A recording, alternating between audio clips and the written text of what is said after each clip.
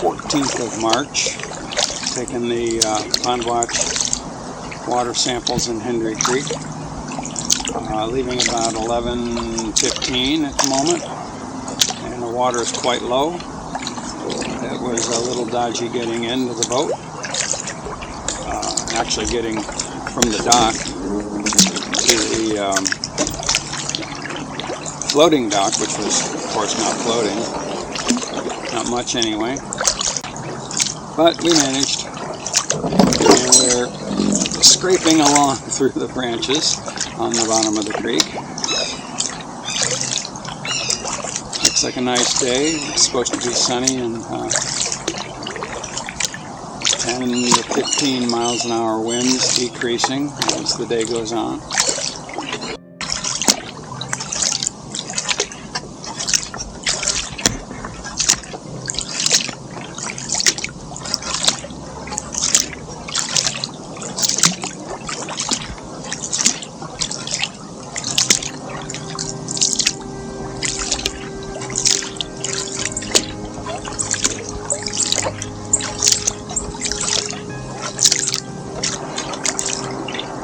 Turned on this little section here because there's a red-shouldered hawk that frequently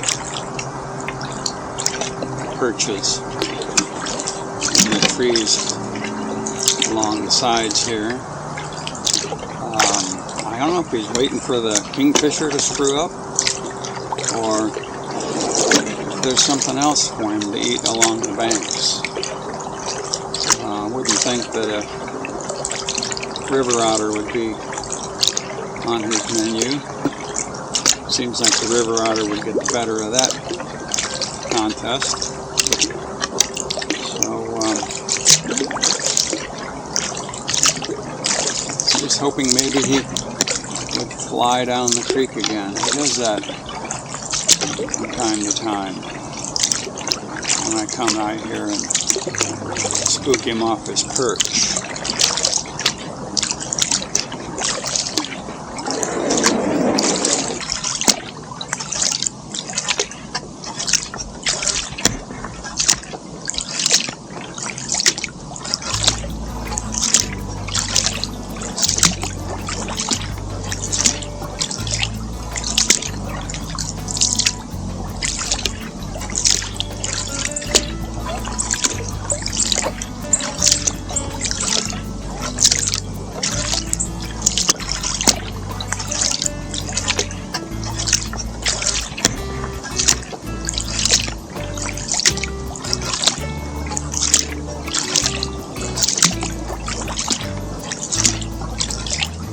More like poling a kayak than paddling.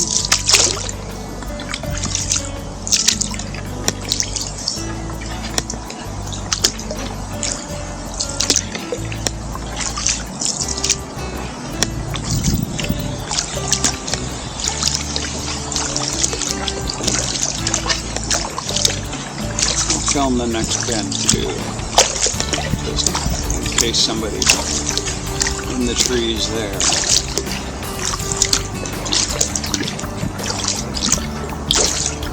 How deep's the water? Let's see. Probably easier to show you with my hand, huh? That deep. That's how deep the water is. I can touch the bottom. I can touch the bottom on both sides. That's how shallow it is.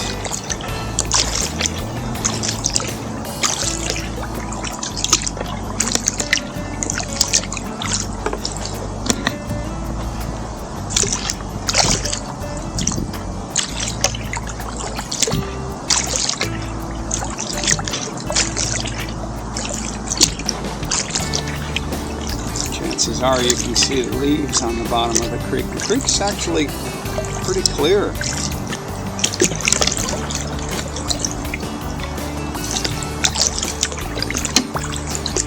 The scum here looks biologic, like it's decaying plant matter from the forest floor, the mangrove forest here. Maybe I should show an aerial view of the area on either side of the creek here. Perspective, there's the bird. That was him. That was a hawk. Kind of white underneath. They could have been the short tail with the white underwing. It's going to be too small in the video to see. But there he went. And he was flapping like he just took off. He was moving to another branch, as suspected. I don't think that was a red shoulder.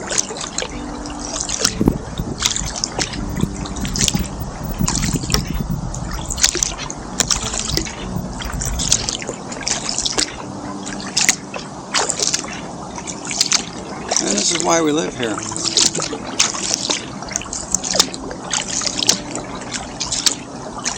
And that bug that you see flying around me is a deerfly. And this is why we don't like to live here. Or one of the cons, maybe, to living here. These things bite. Feel like a sting, but it's just a bite. And well, maybe it injects you with something, because Ruth really gets a welt when they bite her. It lasts for a few days. Stupid bugs.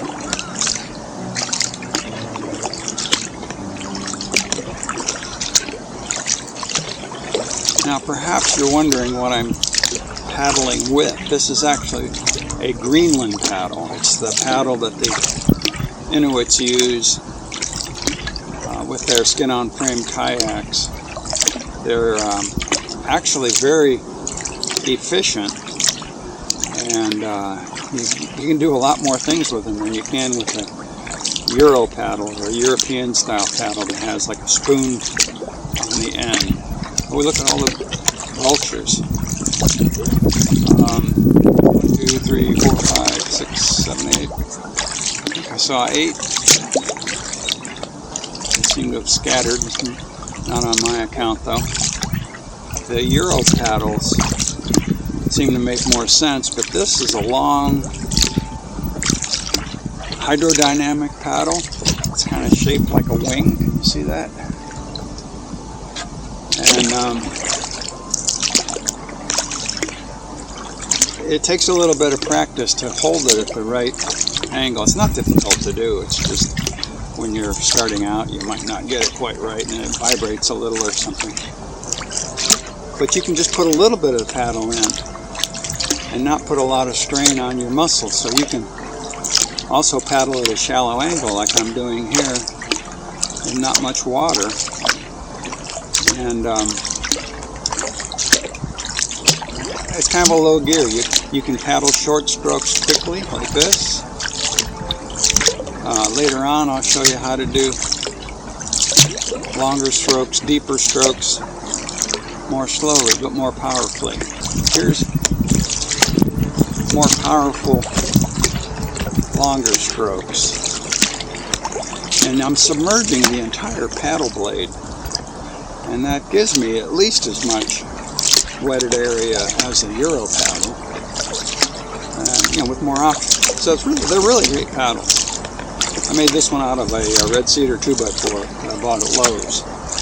I was gonna use a angle grinder on it and just get her done.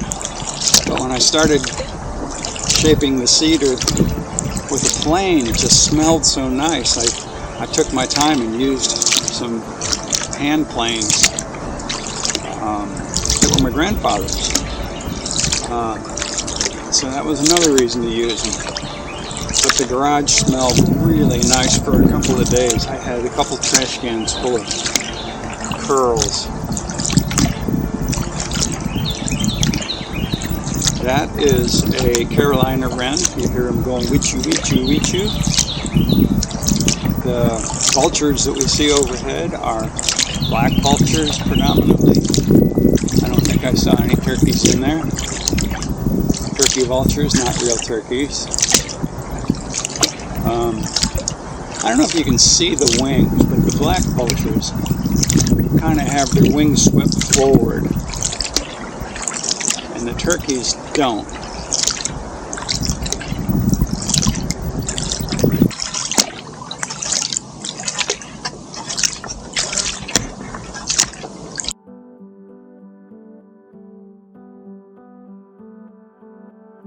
Time for another time for the second sample. You didn't see the first one.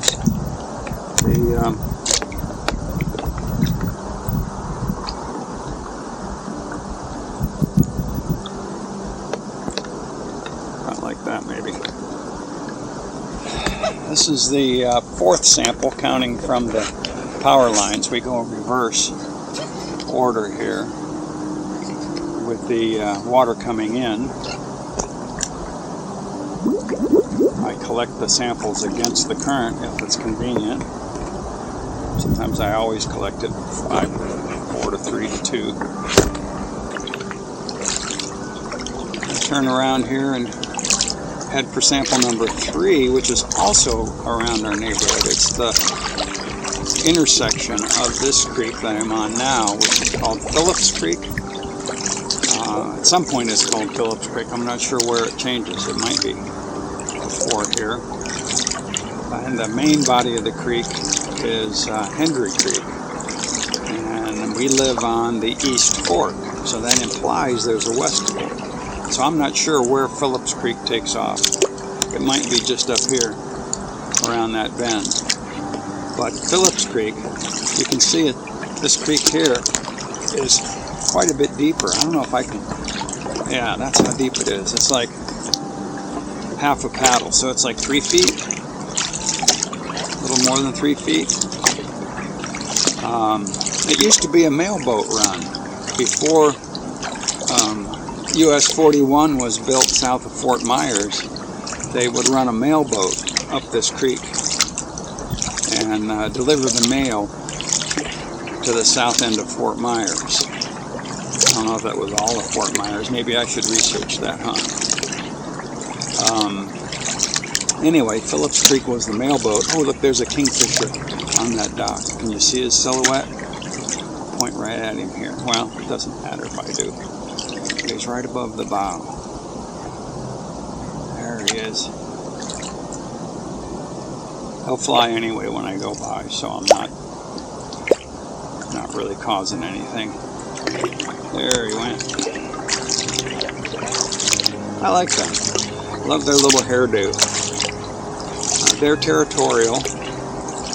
They will encounter half a dozen to a dozen of them. Depends on if they want to show themselves in the 2.5 miles getting down to the power lines. They have a territory, and usually what will happen is I paddle down the creek, is they will leave whatever perch they're on, usually something exposed where they can see the water, because that's how they eat, they fish. They grab things with their beak, I think. Never seen one with any talent. Oop, who's that? That's somebody else, I think. That could be the kingfisher. Anyway, he does it. That's what he does. He'll get ahead of me, and he'll perch, and then as I catch up to him, he'll leave and go just a little ways farther, perch, usually on the opposite side, and we'll keep up this little dance. That's kingfisher with a big beak. So now see, I'm past him, but no, he's got to go ahead of me. Yep. The other side, perch again. And he's sort of escorting me out of his territory. And their territory is not terribly big, 1/4 mile maybe. Probably measure it in yards along the creek. And then when 2 of them encounter one another, the one who believes that this is his territory will make a fuss and chase the intruder out. Okay, so now the Kingfisher's on the left here somewhere. He went into this tree. The exposed branches behind this boat. Let's see if he'll fly back behind me whenever he thinks he's in his territory. When he leaves the tree, if he leaves the tree, he'll go back from whence he came.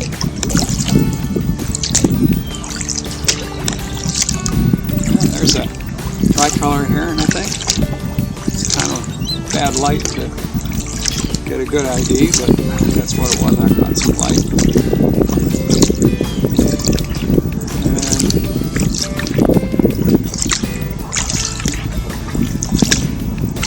And I won't bore you with taking more samples. It's the same thing. Sometimes we see dolphins when the tide is dropping, as the water is flowing out, washing fish and things out of the creeks into the main creek, out of the side channels. When the eating is good, the fishing is good for the dolphins. One time we followed a pair, I assume a breeding pair, from the power lines all the way to the beginning of the East Creek, where we go back into our neighborhood, which is like 2 miles. And they would go back and forth in front of us, chase a bunch of fish up against the bank. So, oh, there goes a pelican, a brown pelican. Don't see those in here real often. One of the side creeks. Saw him there last month, along with some other birds. Here comes an ibis, a white ibis overhead. Let's see if there's any other birds up this side creek. No, just the brown pelican today.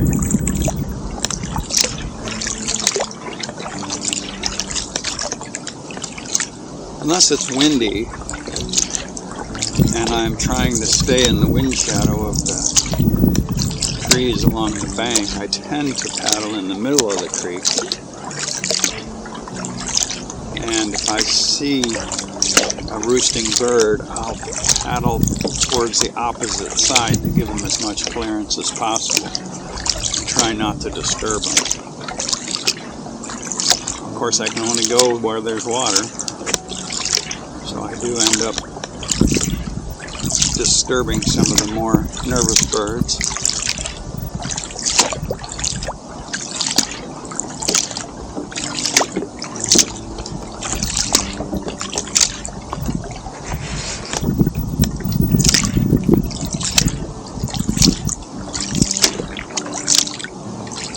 There's the third kingfisher.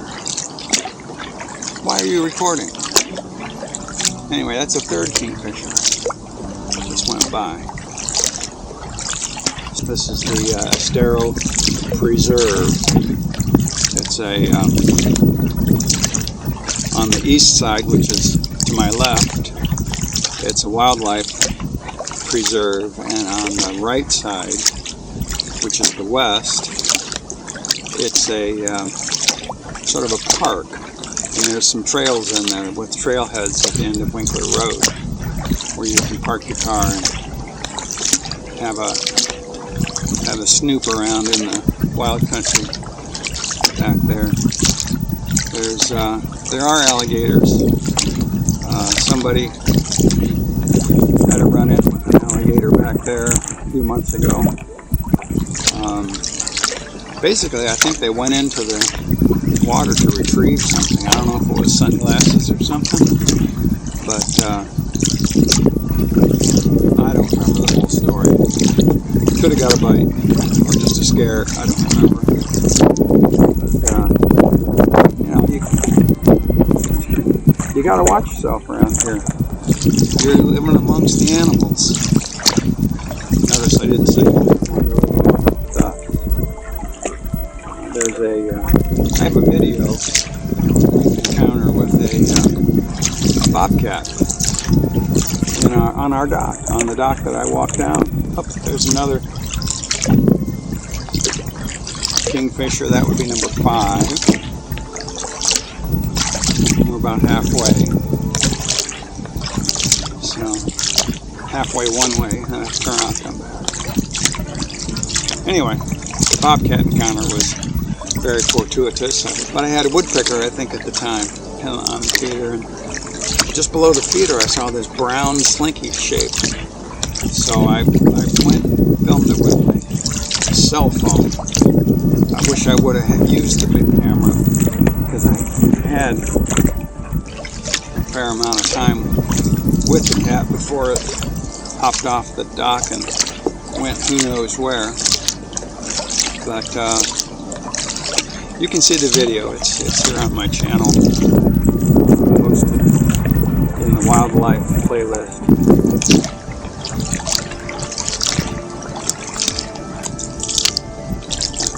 Now see, I just stopped recording. There's an osprey to my left that I just noticed, and I'm trying to indicate to him that I'm paddling away, and he doesn't need to take flight.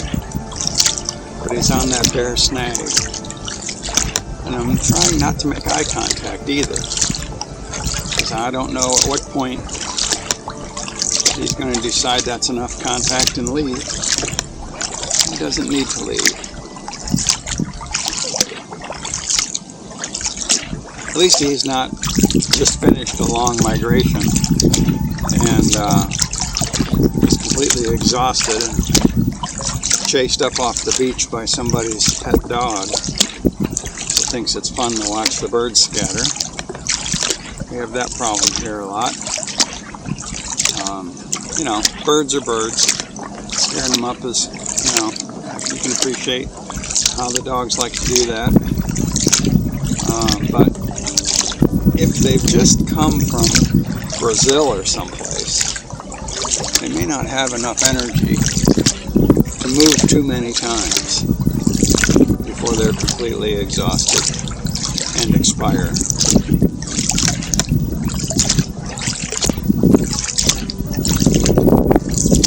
And this is number 2, and that is turkey vulture. And you notice how the turkey vulture sort of wobbles from side to side as it soars. I just put my skeg down. I'm getting a significant tailwind. This could be a dodgy paddle through right here. You can see the waves maybe keeping pace with me a little bit. Not much, but they're wind driven, wind created. Let's put the O2 sensor in. And you can see the creek here to the right. Let's take a sample. This will be sample number 2.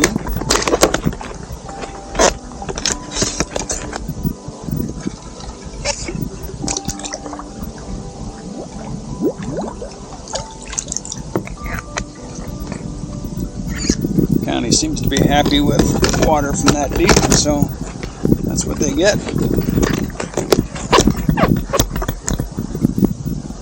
And let's see, is our oxygen sensor has not stable yet.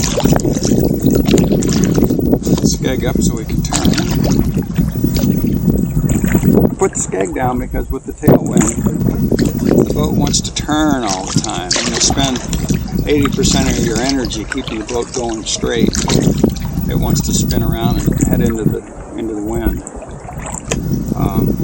Going up the creek here a little bit.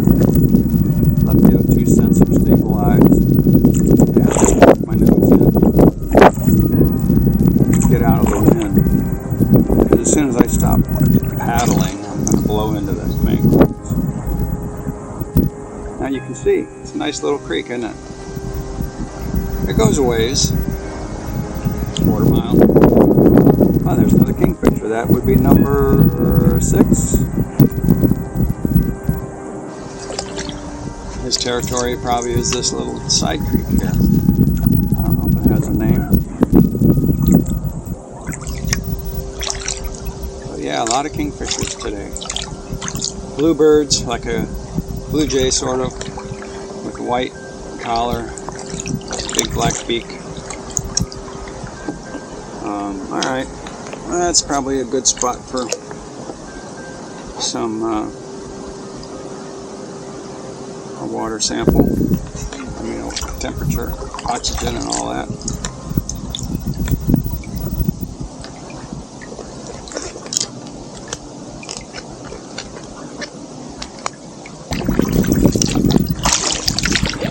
And having taken the readings for sample number 2, see how the wind's blowing the ripples ahead of us here? The water out here is very roughed up, very roughed up, compared to what the creek normally is. It's got a bit of a, there's the Pelican. It's got a little bit of motion. So it'll be a bit of a slog on the way home. Might have to take the samples to Ernesto before I eat lunch. Might not even have lunch today. I'll have to eat one of Bev's peanut bars. We still have some of Bev's peanut bars. We're hoarders. We find something that we like and we save it. It's sometimes longer than its expiration date. Here's an anhinga to the left. Just went over the first one today. See the bank on the right? The west. And as I mentioned, we're up to 9 kingfishers at this point. It's a good day for kingfishers.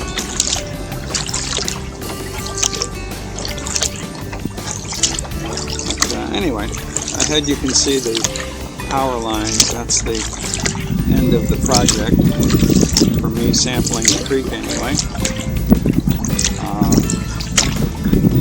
Get underneath the wires. I'll take sample number 1 and then head home.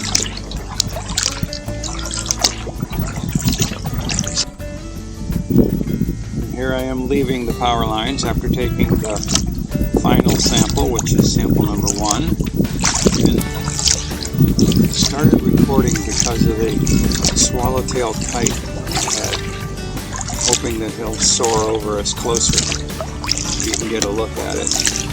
My favorite bird. If I had to come back as a bird, I think that's what I'd want to be.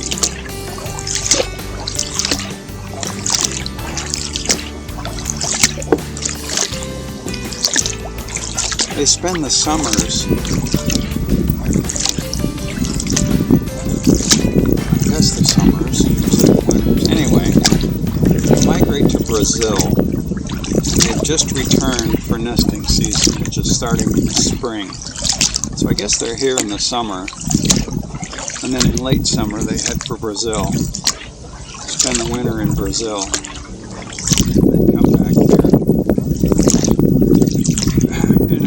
Head back in early spring. Got here in February and March.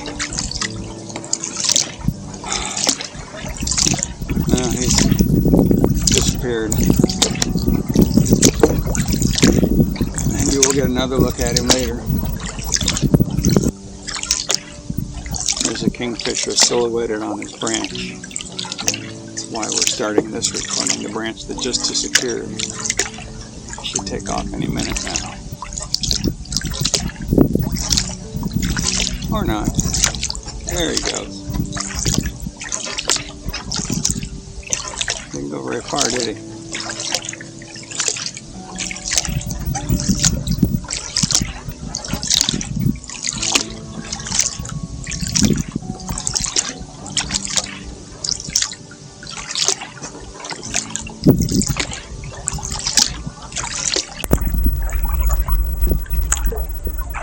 Here's that stretch of creek where the creek is, the wind is blowing down the creek, and there's little ripples.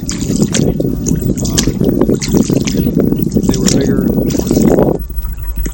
back farther. I didn't think to turn the camera on. soon enough. But you can see the ripples, and when the creek turns, wind blows across it. We don't get quite as many ripples, quite as big ripples, and I don't get quite as much wind width either. But it's not bad. Looks like maybe an ibis over here to the right, poking along the shoreline. I suspect it's an ibis because it's standing on the dirt.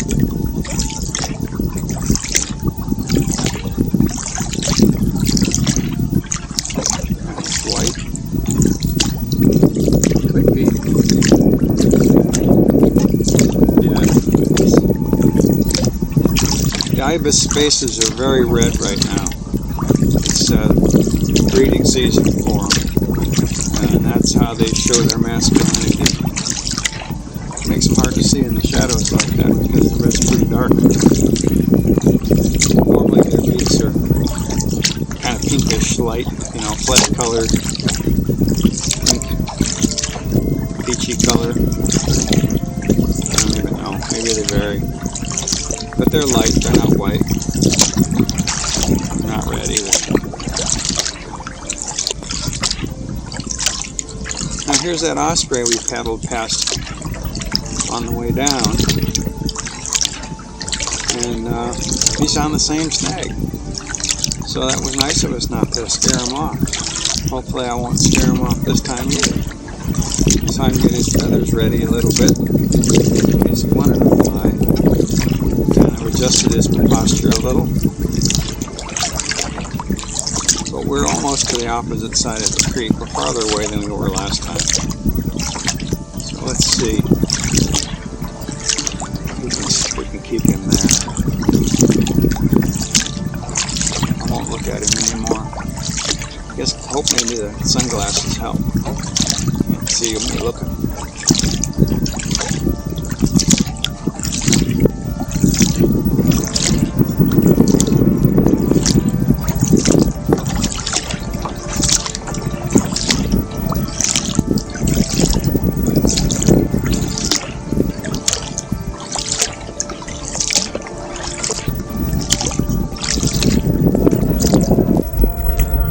The osprey, he flew behind me up overhead. There's a hover for fishing. He's looking to see what he could see.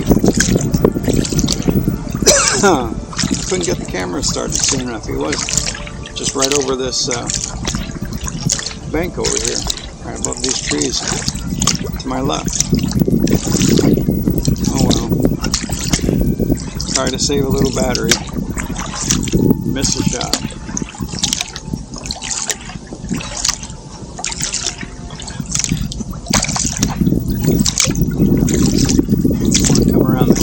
See where the osprey is gone. He's out here fishing. He did go down. There he is. He's up in the sky. Too small for you to see, probably. Close to that other bank. The farthest bank you can see.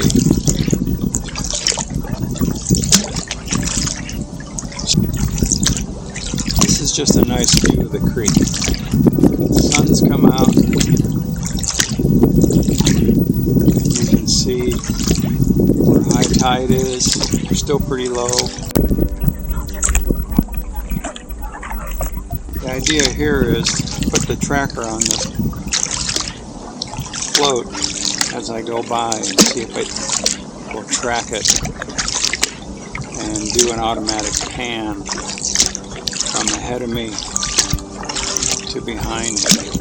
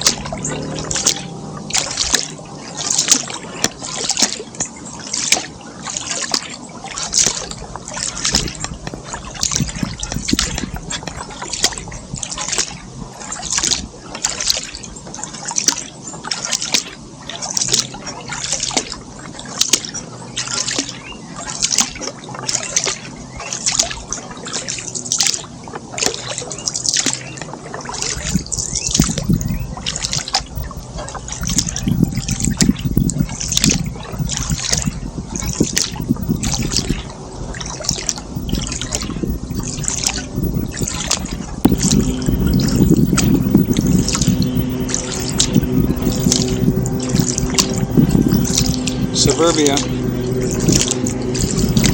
in Florida. Weekly lawn care.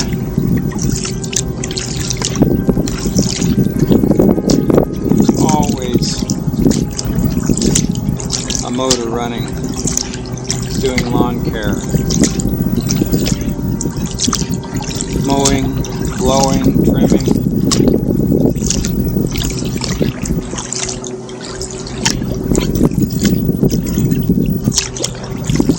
Whoa. Was that a gull? That could have been a gull. Where did he go? Looked like a laughing gull. Still going. Just disappeared over the trees. We haven't seen a gull in our yard, from our yard. We don't have a gull as a yard bird yet, of any description.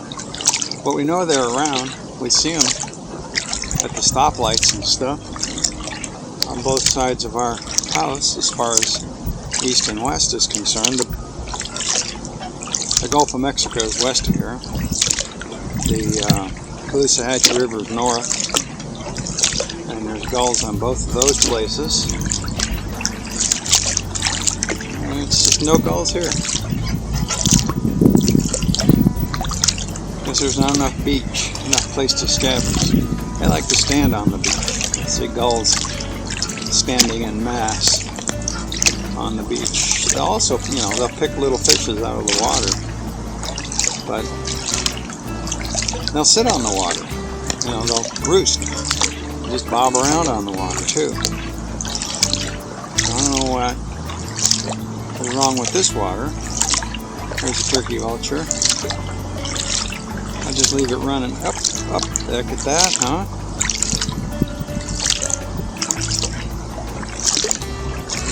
That's what I thought would happen.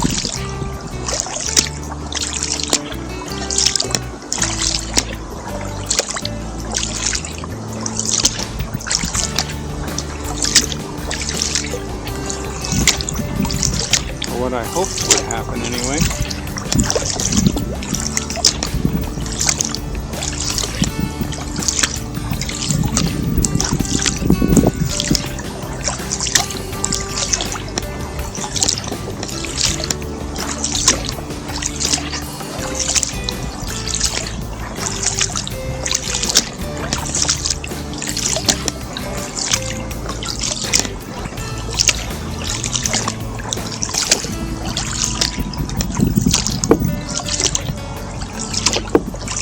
Still running on the first battery, which is the new smaller battery.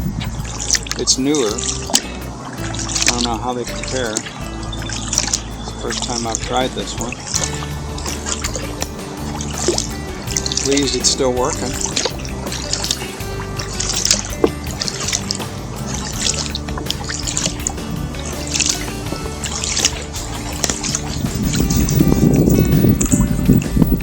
Huh. Night heron, huh?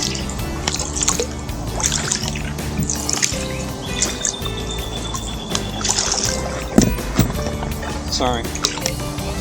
Didn't mean to bonk you.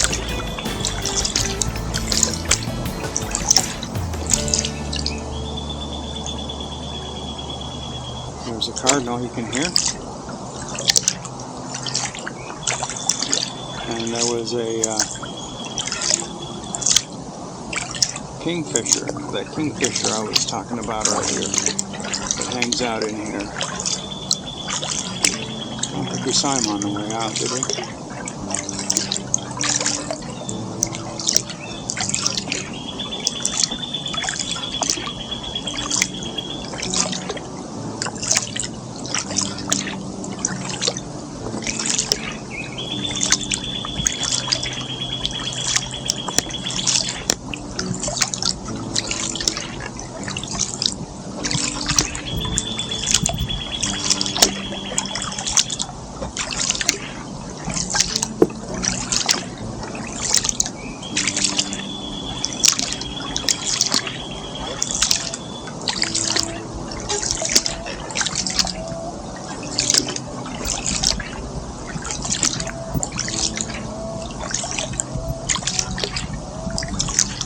dove.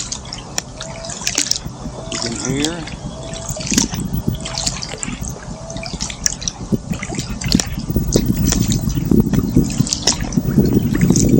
You want your kayak to turn sharper.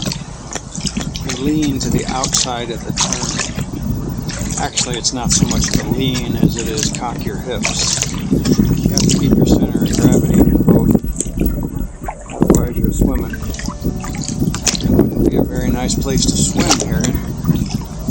18 inches of water. It's removed some skin, at the very least.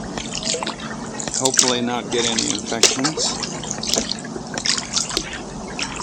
There's a lot of bacteria in here. I mean, not like from sewers or anything, but just the bacteria that breaks down all the natural stuff floating in the water. Some of it is flesh-eating bacteria, though. You don't want to get that.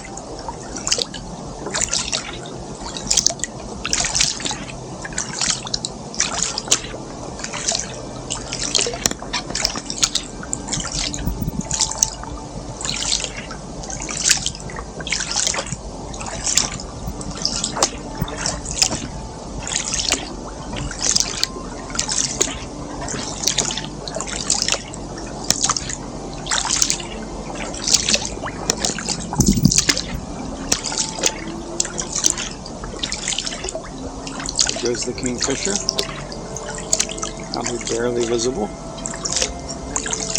on this wide angle. I mean, it's a 360-degree camera, which is really two 180-degree cameras. Ooh, tried to trip me.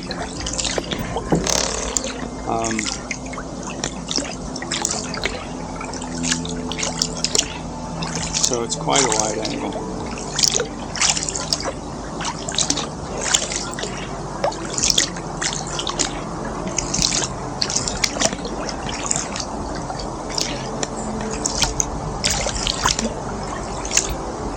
Ducks. Don't see that very often back here. No reason we don't.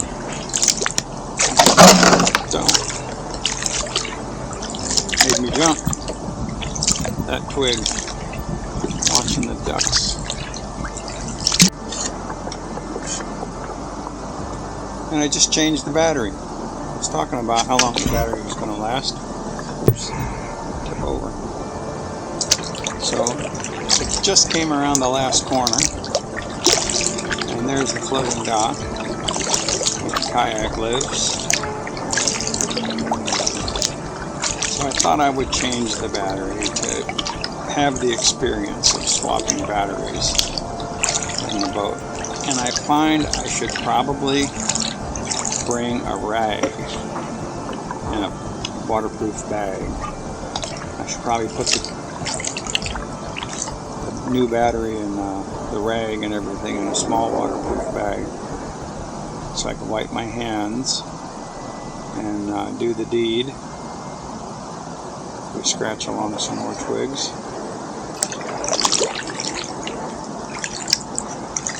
and we'll arrive. I'll just keep recording as I disembark.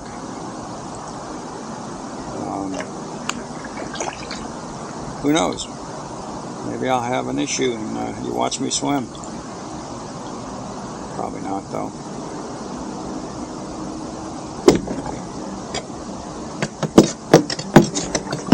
Okay, here we are.